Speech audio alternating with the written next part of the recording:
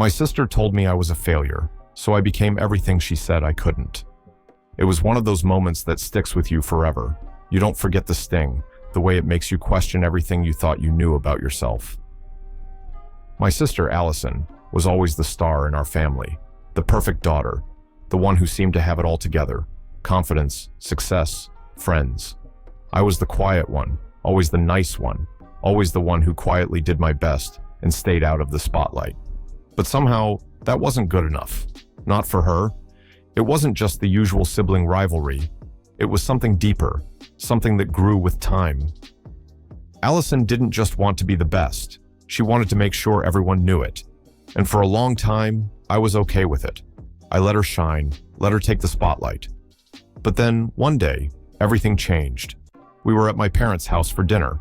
I remember the atmosphere, casual, easy, everyone talking over each other.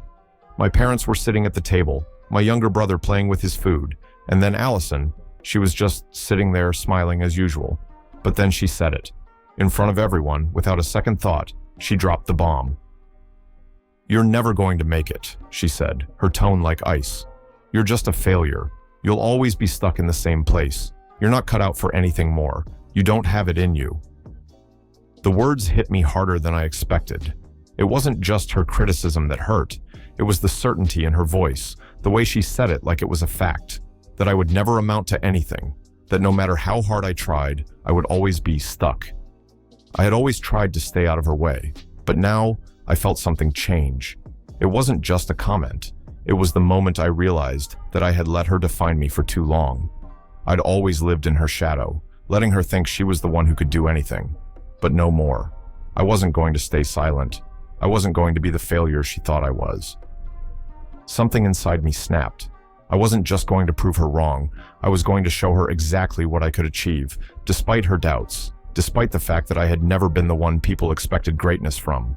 I was going to show her that I wasn't just the failure. I was more than that, and I was going to make something of myself. That moment, that cutting remark, ignited something in me that I never knew was there. A drive, a hunger to rise above it all. I wasn't going to be just Allison's little sister anymore. I was going to be me, and I was going to prove to everyone, especially her, that I could be everything she said I couldn't. Allison was always the one everyone had their eyes on. She was the star student, the one who excelled in every aspect of life, from academics to sports to social gatherings. It seemed like everything she touched turned to gold. I was proud of her, of course. I had to be, as her younger sister. But there was always this feeling of being in her shadow, trying to keep up, but never quite measuring up.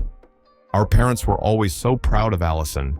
They praised her every chance they got, showering her with accolades for every little success. In contrast, I was the quiet, dependable one, the one who never caused trouble, never made waves. I wasn't bad at anything. I did well in school, worked hard, and tried to do what was expected, but it was never enough to stand out. Allison's achievements were always the ones that were celebrated. And as the years passed, that dynamic never really changed. Allison's success seemed to multiply, while I stayed stuck in my little corner.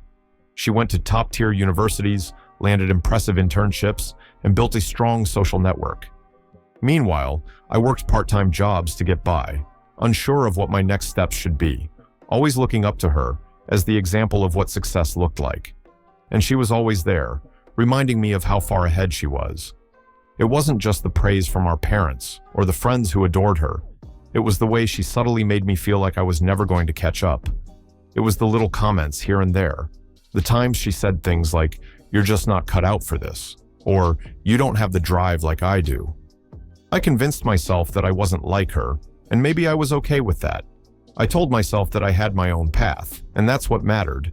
But deep down, I always felt like I was the supporting character in my own story, always living in the background, while Allison was the one who got to be the lead. When I graduated from college, I thought things might change. I thought maybe now, with a degree in hand and a world of opportunity in front of me, I could prove myself. But when the job search turned into a struggle, I found myself back home, staying with our parents while I tried to figure things out. I wasn't ashamed of it. I was doing the best I could, but I felt like everyone else saw it as failure. I would overhear my mom telling her friends about how Allison was already on her way to becoming a successful executive, while I was still figuring things out. It stung more than I wanted to admit. Then came that dinner, the one where Allison's words crushed me. It wasn't the first time she had pointed out my flaws, but that night was different. That night, her words echoed in my mind, a harsh reminder of everything I hadn't accomplished. It wasn't just a random comment. It was a deliberate jab. She had no idea what it did to me, but I realized then that I couldn't let it define me. I couldn't let her win. I couldn't live a life of quiet submission anymore, constantly being compared to her. This was my moment to prove that I could be successful, that I could achieve something for myself, not because of her, but in spite of her. So I decided to make a change. I couldn't let myself be overlooked forever. I didn't know exactly how I was going to do it yet, but I knew one thing for sure. I wasn't going to be the failure she thought I was. Once I made the decision to turn my life around, I knew I couldn't just wait for things to happen. I had to take control, make something of myself, and it wasn't going to be easy. My first step was getting serious about my career. I had spent so much time comparing myself to Allison and trying to live up to her standards that I had completely ignored my own potential. Now, I had a choice. I could keep letting her define my worth, or I could prove I was capable of something big on my own. I started by diving deep into the industry I was interested in, marketing. It wasn't a field I'd considered before, but I knew it was something that sparked my interest. The more I researched, the more I saw how dynamic and ever-changing the industry was. It felt like the perfect challenge for me. The only problem? I had no experience, and the competition was fierce. But I wasn't going to let that stop me. I started by taking online courses, attending webinars, and doing everything I could to gain knowledge. I was determined to break into the industry, even if it meant starting from the very bottom. I reached out to people on LinkedIn, sent cold emails to professionals asking for advice, and began networking like my life depended on it. And slowly, things started to click. I got a few freelance gigs, small projects, but they were enough to get my foot in the door. Every step felt like a tiny victory, and I was hungry for more. During this time, I kept my progress to myself. I wasn't going to tell Allison about any of it, not yet. I didn't want her to feel like I was trying to prove something to her. This was about me, about showing myself that I could do it. But the truth was, the deeper I got into the industry, the more I realized that I was capable of so much more than I had ever given myself credit for. Every accomplishment, no matter how small, made me feel stronger. As I gained more confidence, I also started getting noticed. A few bigger clients came through, and soon enough, I was offered a full-time position at a respected agency. It was the opportunity I had been waiting for. Finally, everything was coming together. But here's the twist. Just when I thought things were turning around, I heard through the grapevine that Allison was feeling the pressure from her own career. She had always been the one everyone expected to succeed, the one who had it all together. But now, I heard rumors that she was struggling with her job.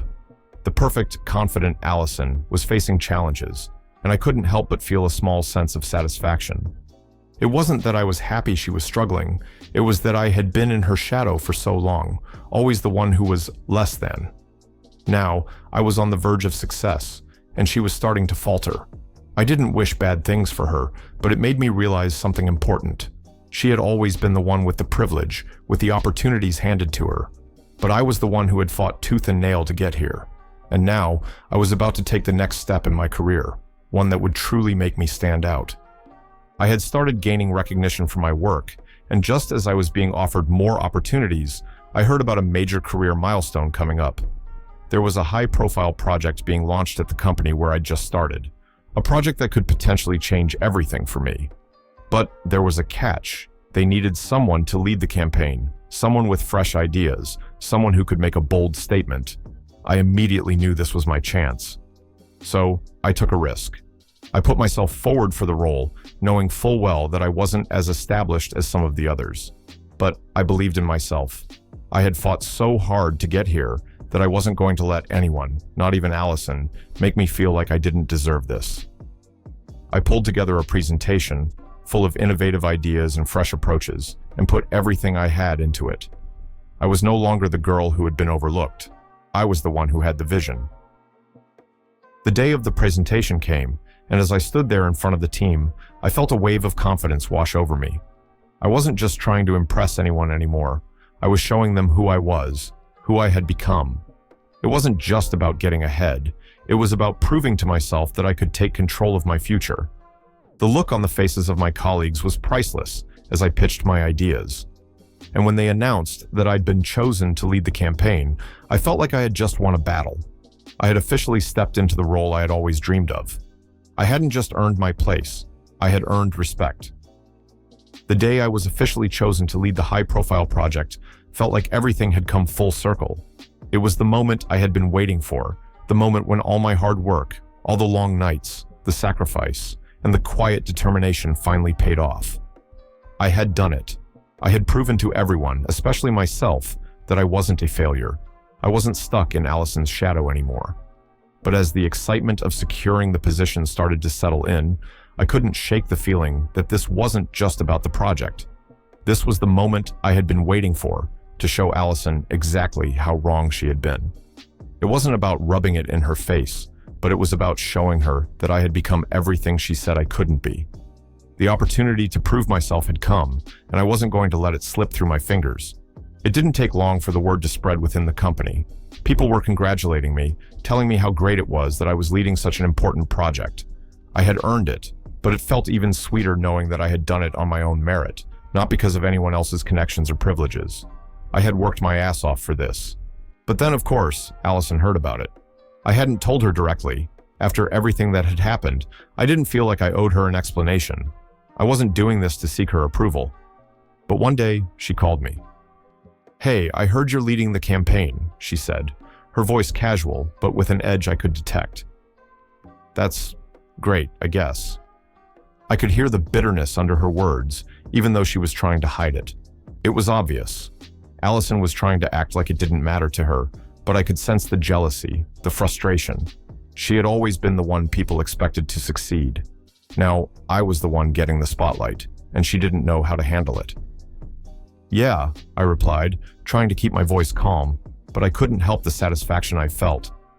"It's a big deal. They chose me because I've proven I can get the job done. But hey, I'm sure you'll find your big break soon, right?" I didn't say it to be mean, but I couldn't resist.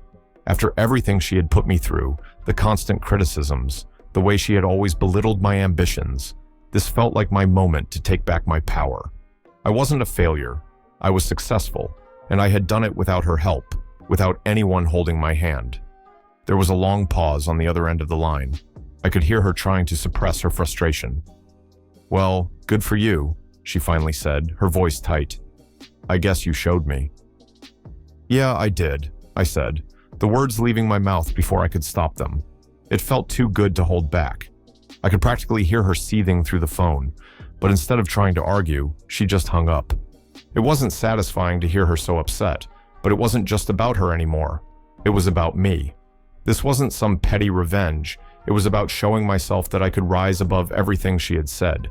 The project was a huge success, and with every passing day, I felt more and more like I was in control of my future. I had achieved something huge. The recognition I had received wasn't just about the campaign. I had gained respect from people I had once thought were out of my reach. But as the weeks passed, something unexpected happened. Allison tried to make amends. She called me again, this time with a different tone. "I've been thinking," she said, almost apologetically. "Maybe I was a little harsh before. I guess I didn't realize how hard you were working." The words were like a hollow victory. I listened to her, but inside, I couldn't help but feel like I had already won. She was now the one who had to acknowledge my success, the one who had to admit that she had underestimated me. But the truth was, I didn't need her validation anymore. I had already proven to myself what I was capable of. I didn't need her to tell me I wasn't a failure because I knew, deep down, that I had become everything she said I couldn't. After the project was a success, everything started to shift in my life. The recognition didn't just come from my company, it spread beyond that. People started noticing my work, reaching out to me for opportunities, offering projects I never thought I could handle. It felt like the floodgates had opened, and I was no longer the person stuck in the background. I was the one people were looking to for direction, for ideas, for leadership. As for Allison, things remained complicated. While she did try to reach out, trying to be more supportive, I could tell that things had changed between us. She had always been the one to give advice, to show me the ropes, but now I was the one she had to learn from. It wasn't about me trying to rub it in her face or get revenge. It was about the fact that I had earned my place on my own terms, something I had never thought I could do. Allison's attempts to connect with me were genuine, and part of me knew she was trying to make up for the harsh words she had said in the past.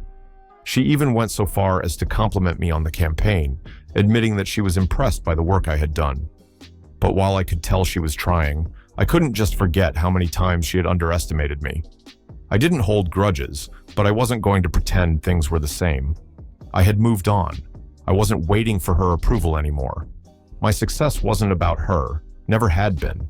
It was about me taking control of my own destiny and finally becoming the person I always knew I could be. I realized then that this wasn't just about proving her wrong. It was about proving myself right.